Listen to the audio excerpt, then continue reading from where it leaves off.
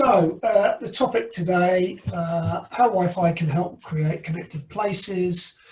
I appreciate it's a mixed group, so as Will said, interject as you see fit. I'll try and clarify. We have a couple of use cases, one on a major city that we've done to add to the connected city view, and quite an interesting use case on social engagement, which I think you might enjoy. So just a quick catch up, as I started before, about us, GlobalReach.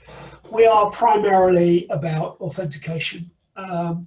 We have a fairly extensive background in working on Passpoint in particular, Hotspot 2 as it was known, but has now been rebranded to Passpoint. And primarily this is about providing profiles and providing secure, seamless authentication experience for the users. We do have quite a depth in managing this access capability, and it stretches right the way back to the old click to connect. We do a lot of captive portals, for example, and we are involved in quite a lot of custom user journeys and experiences for our clients. So amongst our clients, as we say, we have a lot of international brands, probably some that are familiar to you. Starbucks is one of our customers. We enable all their coffee shops in North America. We also work as an offload partner at the moment with a number of carriers, including AT&T. We also enable in-flight Wi-Fi with Etihad being one of our main customers, Qatar rather. So our service really is cloud-based implementation. It is highly scaled to support a large amount of authentications, and we do handle billions of authentications every year. In fact, it's hundreds of millions a month quite regularly, so a fairly specialized capability. As I say, we're a cloud-based architecture. We are really about high capacity Wi-Fi, high volume offload, and enabling high footfall venues. Key to that, of course, is the ISO 27001 security management standard that we adhere to, of course. Right. So let's talk a bit about creating the connected place. So I think we're all fairly familiar with the challenges of the cityscape. In particular, the materials that are used, some of the glass claddings, the construction materials make radio attenuation fairly problematic. The canyon situation is particularly difficult when you're dealing with 4G and 5G implementations, and getting that consistent coverage in building and outside buildings causes a particular problem. All of these challenges, of course, lead to fairly extensive expenditures, and as a result, infrastructure costs and setup can be fairly extensive. So let's talk a bit about Wi-Fi and hybrid networks then. I'm going to talk about just three areas: Wi-Fi 6 and how that's going to help. How that fits with 5G, and whether actually it's an either-or situation. A bit about the passport experience, and then concentrate a little bit about one of our specialities, which is becoming more and more popular, which is, of course, roaming and offload. So quite often, we see in the press on a regular basis conversations about whether cities or venues should choose 5G or Wi-Fi 6, and obviously there is a considerable amount of effort going into 5G right now, and as a result, there seems to be quite a push to extend 5G from outdoor to indoor. But in reality, I think the key here is you have to consider the use case first. What are you trying to do? What are you trying to get from your radio technology? What coverage are you trying to provide? What services are you trying to run over that radio space? The example here, actually, which is a spider diagram we use, which comes from the WBA 5G group, shows the overlap between 5G and Wi-Fi 6 in particular. And you can see that in some cases it's marginal in terms of which one you pick, but sorry. Hey, Bill. Nice to have the crowds in there somewhere. Yeah, I'm sure my dog's going to answer in a minute too. Wi-Fi 6 really, what we've seen is Wi-Fi 6 is better for high capacity traffic, faster user data rates, to a certain extent lower latency. However, if you're interested in higher reliability access, wider channels for security and surveillance, then you look at the 6 gigahertz spectrum, Wi-Fi 6E, and a combination. But 5G radio, we think still better for mobility, network efficiency and peak data rates, and a mix really of Wi-Fi 6 and new radio when you're involved for connection density and you're looking at efficiencies in the spectrum. So it's not really an either or, it really is about the use case and how best you want to serve your customers. This obviously leads us to a conversation about convergence. And there's a lot of work going on right now with 3GPP standards groups, the Wi-Fi Alliance, the WBA, and IEEE on looking at a converged RAN, which will allow Wi-Fi 6 and 5G to work in a single RAN environment. Right now, we're using gateways and masking, if you like, the user experience from one to the other is okay, but it's not perfect. It still needs work, but it does give working together, they do give a fairly good user experience right now. The low rating there on the mobility. Can you describe that a little bit more for the Wi-Fi 6? Is that because roaming is not good, or I'm just looking at how you mark that? Right. Is that so, roaming is not good, or just it's not available in very many places? Well, that's partially it. Obviously, right now Wi-Fi 6 is as 5G, the coverage is growing. Really, it's about range to a certain extent and handoff. Those are the two areas that you have to look at. Wi-Fi per se is better in static situations, whereas 4G and 5G, in fact, are just better in mobile situations, simply because you have a wider cell, the handoff is cleaner and more integrated. It is still there's still a way to go with Wi-Fi on access point to access point handover. So you tend to engineer your Wi-Fi network slightly differently, so they are a collection of cells rather than individual cells, so that you avoid the handoff. But in a mobility situation, we're moving fast. It's that fast pickup and fast handoff, which really, I believe, gives 5G, and new radio an advantage for mobility right now. Gotcha.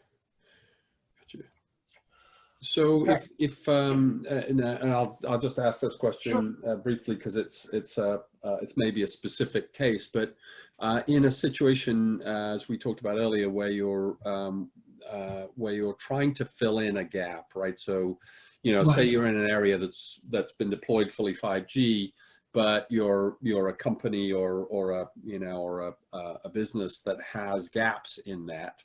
Right. That may not be particularly attractive for the carrier to cover, yes. But you need to connect them up. How would you go about doing that? Is it better to go, because because it's not, as you point out, it's not that seamless to go from 5G to Wi-Fi 6. If you've got a high bandwidth application doing some sort of augmented reality thing, and you move around, there are going to be dead spots in 5G potentially in buildings unless you fill them in.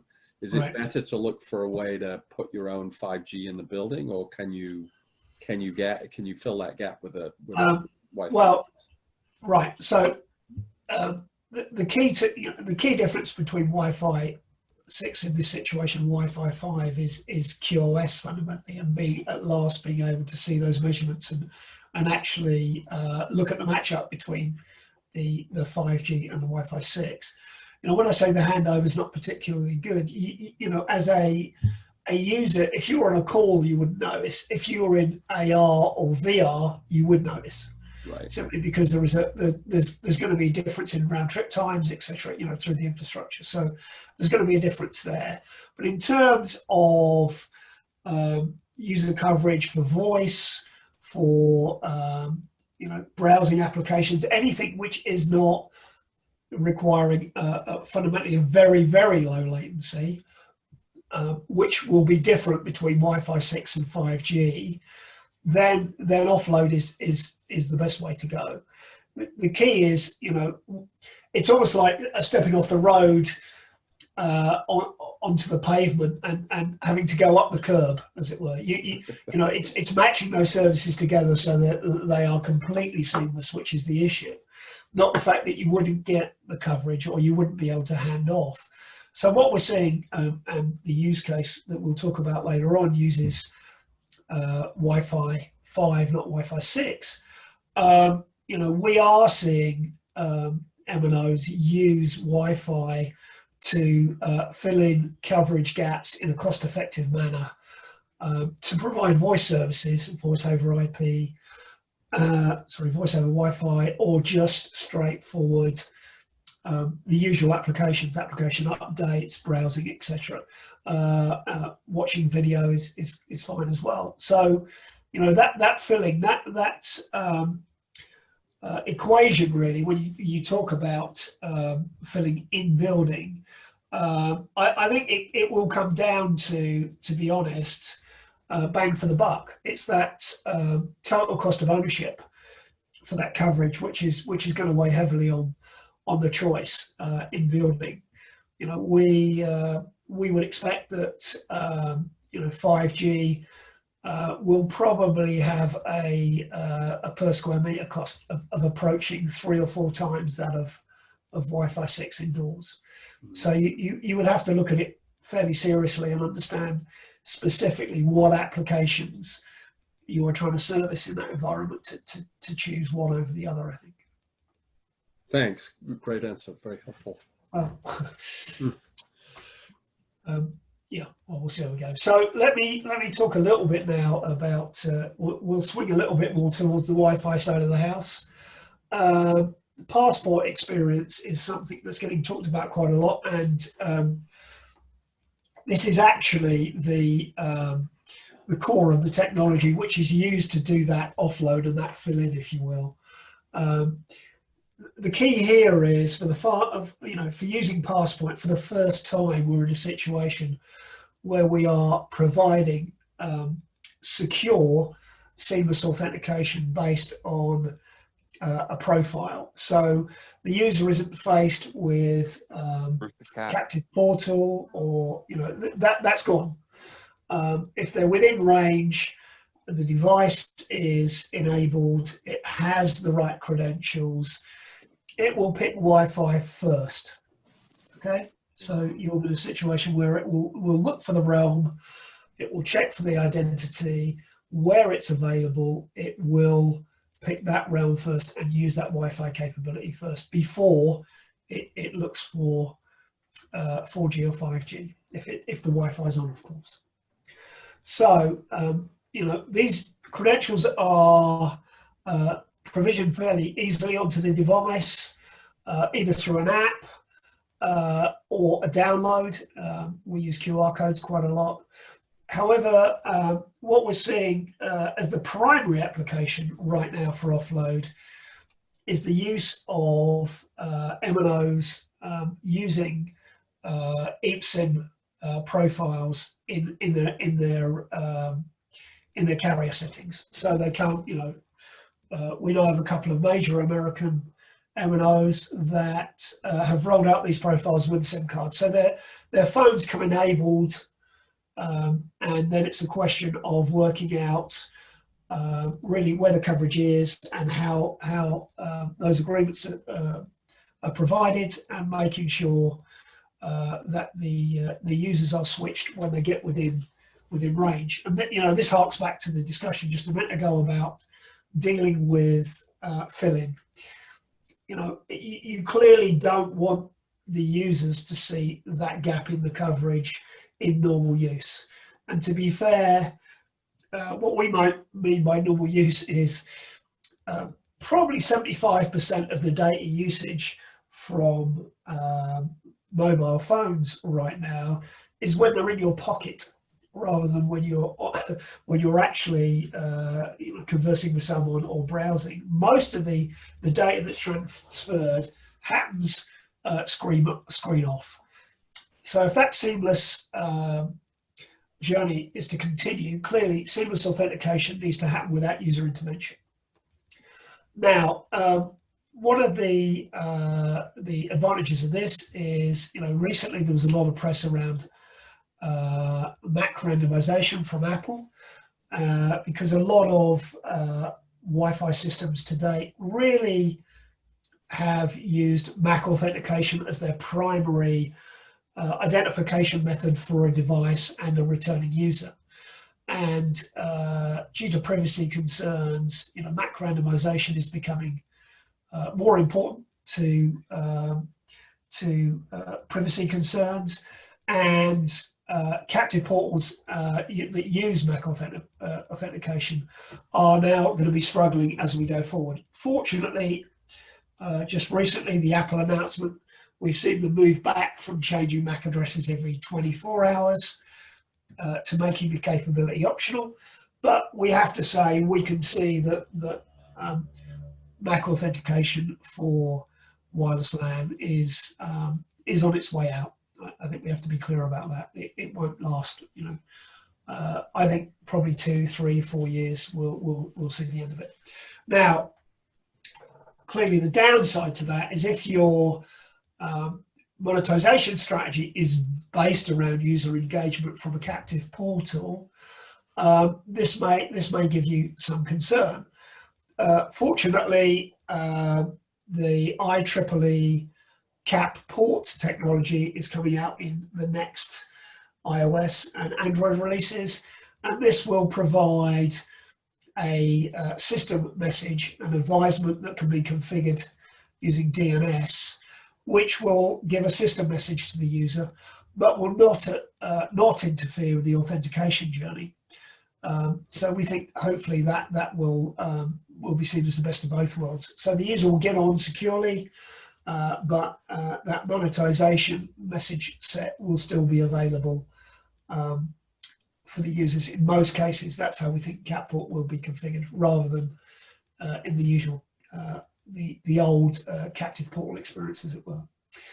Right, so let me move on a little bit. So more really about roaming and offload, and this really, if you like, is the crux of the matter for us. How does Wi-Fi help connected places, and how do you use this to augment the MNO service, the 5G and the 4G? Well, really, if we look at it, the coverage out there from a Wi-Fi point of view, as you mentioned briefly, Wolf, it is a patchwork quilt. It really is. There isn't a single carrier in a particular area very often. It's normally a group of small, medium, large providers. These networks may actually be private, such as in a hospital, or provide free access in a shopping mall, but there isn't a consistent quilt. So roaming offload and the use of passport credentials is really about stitching that quilt together. And there are some advantages to that if you are a venue owner as well as an MNO, there are a couple of things to look at in the model. So if you're a venue owner, look, if you have this Wi-Fi infrastructure, you have an asset with some costs, and actually there is potential where there are holes in the MNO coverage to generate some incremental revenue. That's always a plus. It always helps offset the infrastructure cost, but it will, if you've got that consistent experience, it will also obviously improve the user experience and potentially bring more users to the site.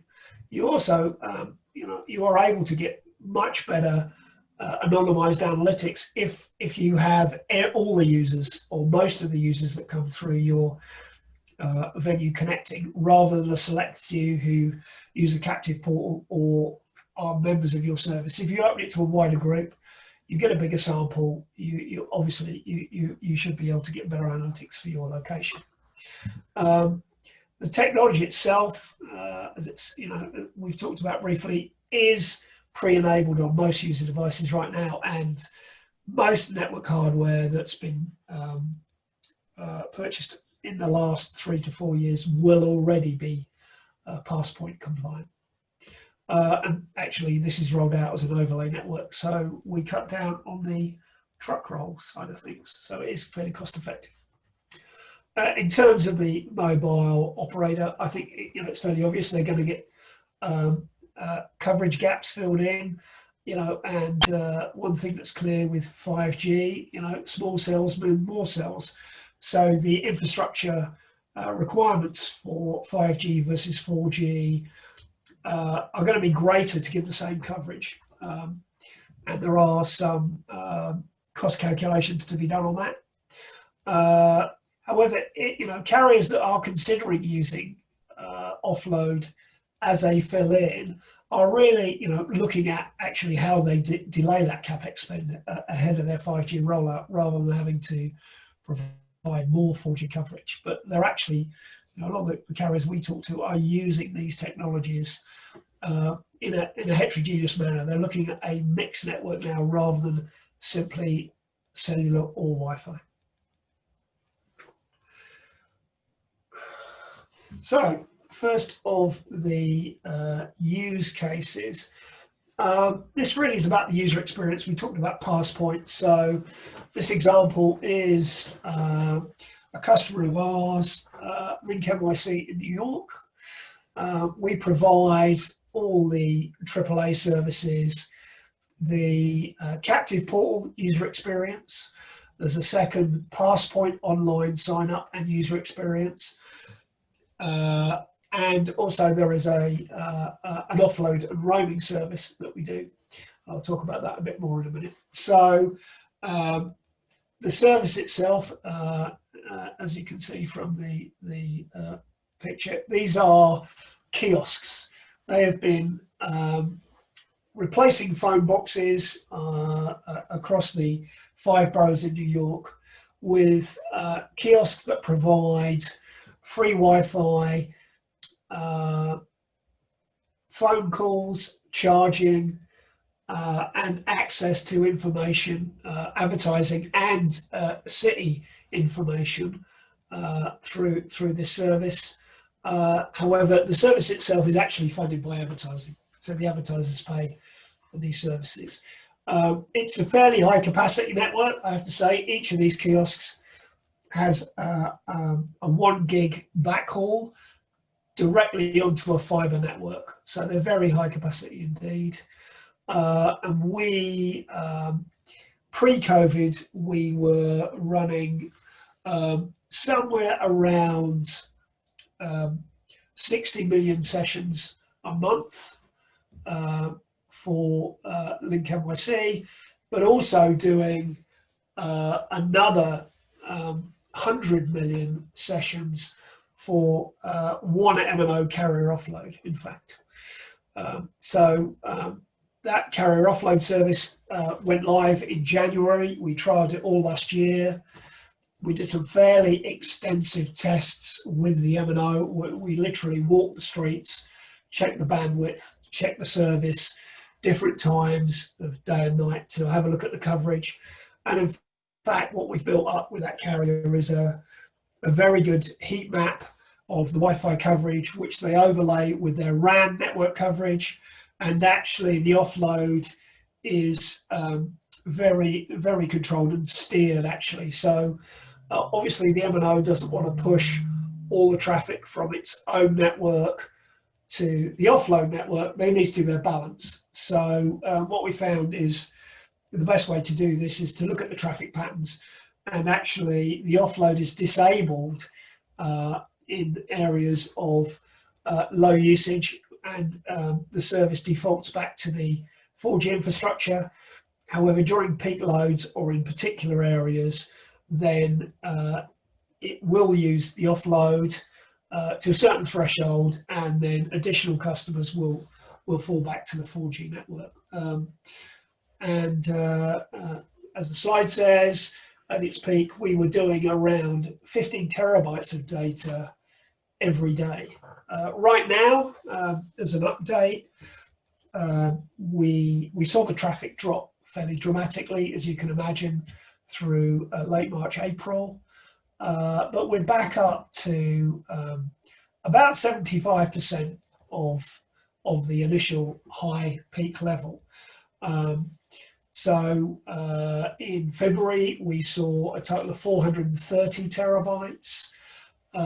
And in August, we were about 310 terabytes. So we're starting to see an uptick and a return to normal service. So, you know, we think this is probably one of the bigger use cases for offload that we've seen. And in fact, we are now starting to add other MNOs, MSOs, and MVNOs to this network because this has been so successful. Now, a slightly different use case, which I think is quite important in the city environment, social inclusion. This is a very interesting, well-formed, smallish use case that we've worked on over the last couple of years. And in fact, Paul Ramsey's been responsible for this, and I think he's on the call at the moment from GlobalReach. We worked with a charity, Our Calling, in Dallas, and this is a homeless shelter. They're interested in looking after the rough sleepers and making sure, you know, they get a hot meal. They are able to receive information and re-engage with the welfare services in the city, and in fact, you know, nationally in some cases. Some of these are vets, for example, so there are specific requirements there. Now, Our Calling actually started by using donated handsets, which they enable for Wi-Fi only, and use the Wi-Fi network in the immediate vicinity to connect and engage with their clients. However, this is now going to spread out, we hope, to the wider city using roaming, and potentially there is the opportunity there as well for subsidised SIMs to allow 4G traffic as well. But I think this is really a really interesting social inclusion model, because it allows them to engage as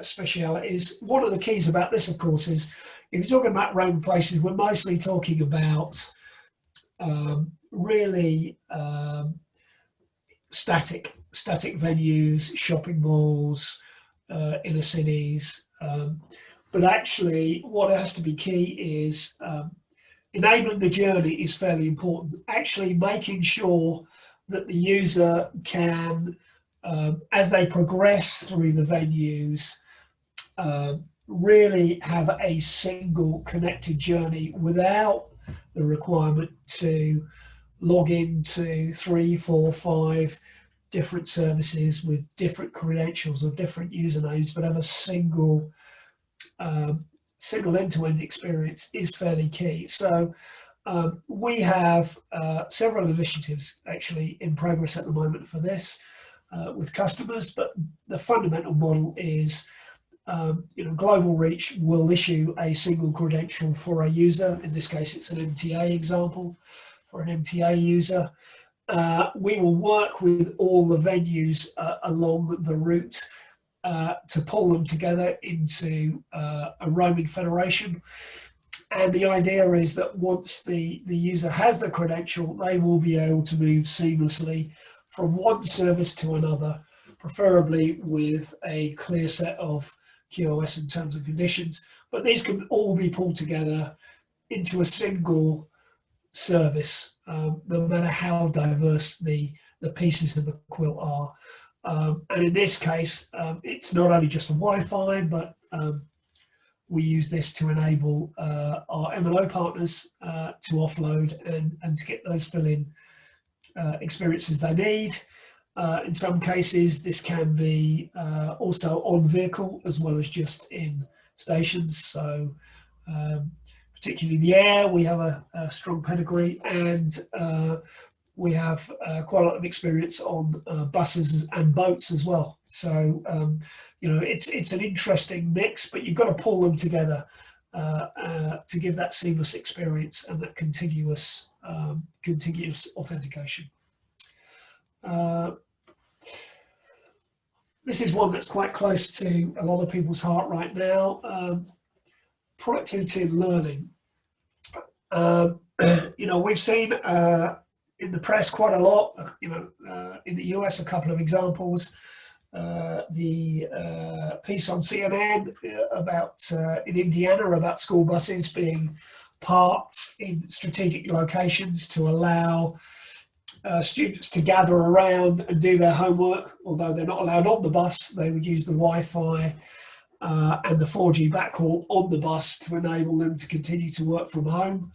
But I think that's symptomatic of the fact that actually, we need to do what we can to really connect as many communities as we can together. Right now, mobile tends to be primarily Wi-Fi in the vehicle with a 4G backhaul off the vehicle. We think that is probably the way it's going to go for some considerable time. But if you're looking at bus routes, then we think satellite will have a significant role in terms of bus stops, bus shelters, and in particular, the work Starlink's doing there seems to be fairly important to us. I think that's going to be really interesting, particularly in terms of the rural areas where clearly 4G coverage is not necessarily good and broadband doesn't reach. But we think it's really important actually to concentrate on this as a core part, not only of the connected journey, but actually ensuring that education continues in the new reality, really. Really, at the end of this, of course, we're going to talk about connected vehicles. One of the key pushes right now is to deal with the masses of data that come off all these vehicles. Latest statistics I've seen, some of the leading electronic vehicles will push as much as 1 gigabyte of telematics data a day out. Clearly, running that on a 4G network or a 5G network is going to be fairly expensive. So we believe offload has a significant role to play. And in fact, in the New York use case we talked about earlier on, there are a couple of trials in progress there with auto manufacturers where data can be offloaded in motion through 5G or 4G, but actually when they come to the stoplight, the data is offloaded through Wi-Fi, either through cable strand or kiosk, as we've seen before. And, you know, to be honest, this also presents a fairly significant data source and monetized opportunity in a connected city environment. Just to recap then, appreciate, I will leave plenty of time for us to field any questions. You know, we know dense cityscapes are difficult for Wi-Fi, for cellular coverage, and using Wi-Fi in a hybrid situation really will help the UX, but actually, you know, in these times may also help the CapEx quite a lot for everybody involved, to be honest. You know, using Wi-Fi and offload is going to allow enterprises and cities to monetize more effectively and to make best use of this infrastructure for social inclusion. Particularly, I think, if we can get these services and the monetization to subsidize social inclusion projects, I think it would be a good thing indeed. And the new Open Roam initiative, we think, is a low-touch way of stitching the quilt together. But we should also clearly consider the connected journey, because we think that's really important. Okay, that's pretty much what I've got. So I'm happy to take any questions or anything particular that's of interest. Thanks, Mark. That was very helpful. How does your who do you engage with directly? I mean, is it the MNOs, or is Passpoint loaded onto phones? Is that an end user thing? How do you, where does the engagement start, and how does that follow through? Sure. So the Passpoint profile can come through the carrier's SIM card. So carriers will load them in their carrier settings. So in fact, you would get that as part of your contract. It would come built into your phone.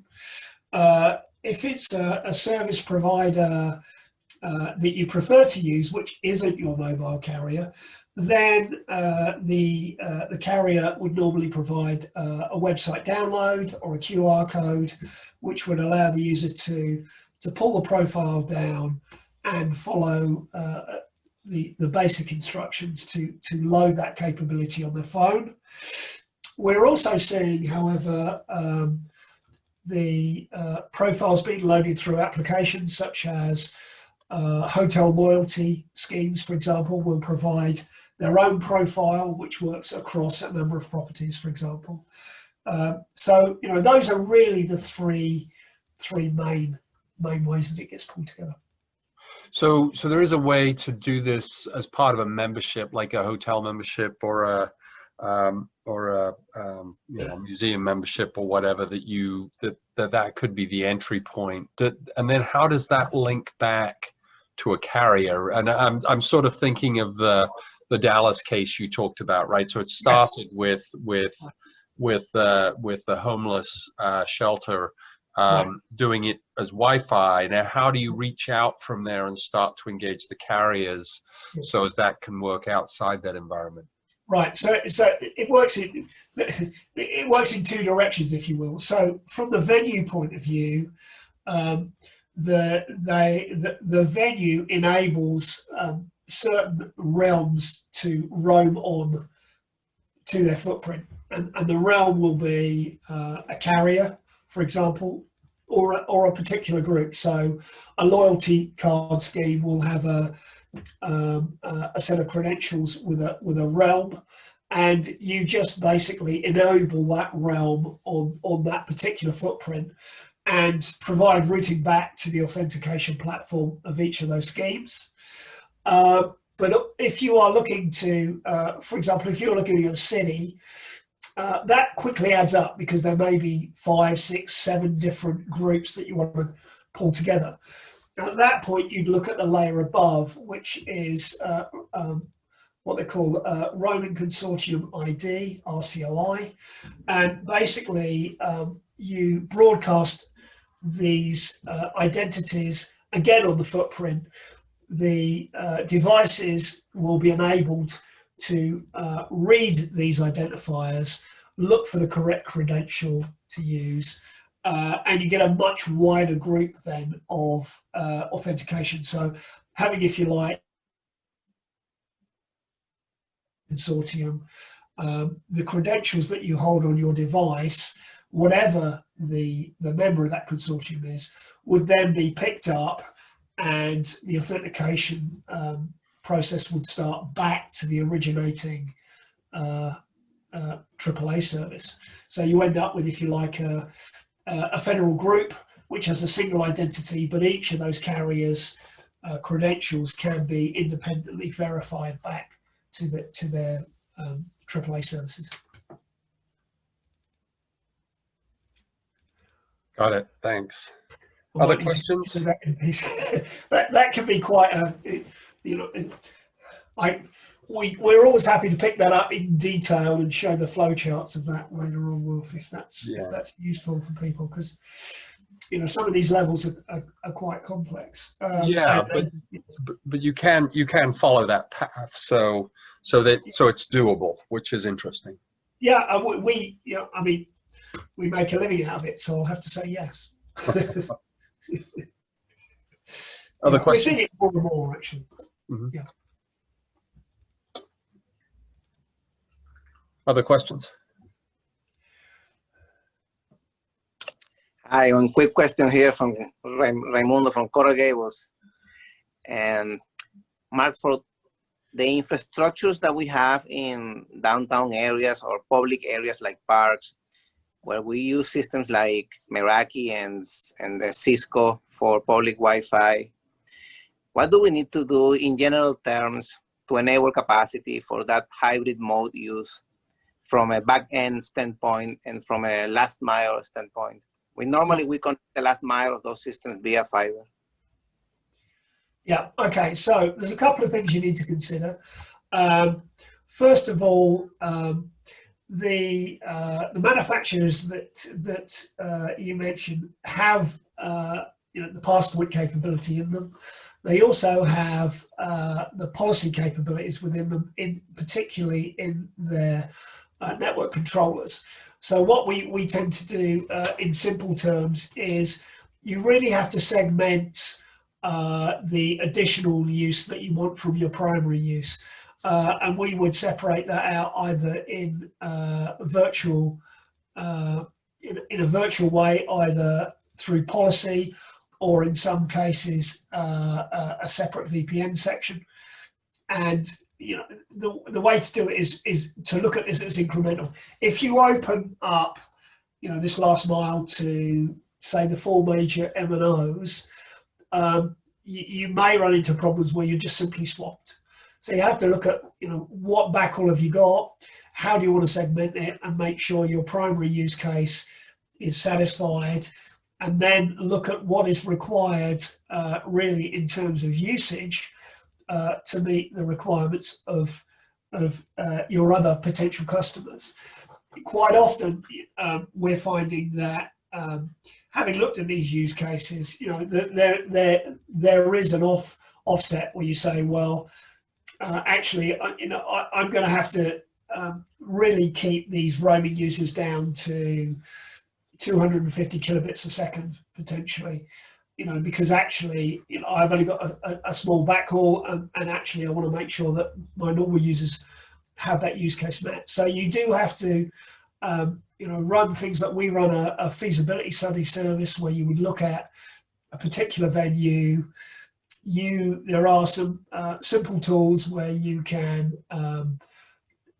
enable these realms or these carrier identities on the network, but actually not then allow them to authenticate. So you will have the request come in, and you can very quickly look at the volumes you're dealing with and assess then really how much bandwidth you want to enable for these users, and what makes sense for your primary use case. This will generate extra money, but obviously you want to make sure that you segment these clearly using VPNs in the controllers. In some cases it's down to basic things like separate SSIDs, but we prefer to use realms and use 11U, 802.11U to handle how we're advertising this. But you know, basically start with the, you know, at both ends of the wire. How many extra users is this going to generate, and actually what are the pinch points in the backhaul are really the two key places to start. Thank you, Mark. Right. Scott, are you working with GlobalReach at all? I noticed you're on there, and we talked about Link NYC. I thought there might be a link there that you guys, but you use different platforms, right? Yes, we do. No, I'm very interested in the what's going on in Dallas, and whether or not the network that we've established with DART has been connected to what you're providing. Yeah, I can tell you, Scott, today it has not, but it would be really interesting to do that. And we'd be very interested, you know, certainly myself or Paul would be very interested to talk to you about how we can make that happen in a fairly straightforward manner. Okay. Other questions? Sorry, go ahead. No, I was just saying that's our largest deployment. We'll have about 350 kiosks there when we're done. But sorry, Scott, I'm not familiar with it. So what hardware is deployed in terms of the access layer for that? Ericsson is the group that's setting it up for us. So I don't know the exact hardware. It's okay. But that'll give you a clue. Yeah, no, absolutely. All right. Well, I'm sure Mr. Ramsey would be very happy to, you know, talk about how much work he's done there and what we can do to help. In fact, we have Paul's running quite a detailed initiative right now down in Houston with Harris County, I think, where we're looking at what we can do with them for social inclusion, and you know, potentially later on what can be done for the MTA. So we'd be very interested to talk about that. Yeah, absolutely. Thank you. Paul, you're muted, I think, or we can't. Yeah. Yeah. Thanks, Scott. Yeah, it'd be good to speak to you about that, because we're doing, like Mark says, we're doing a lot with Harris County and the Greater Houston area and partnerships at the moment. So I think that will work really, really well. Yeah. Any other questions?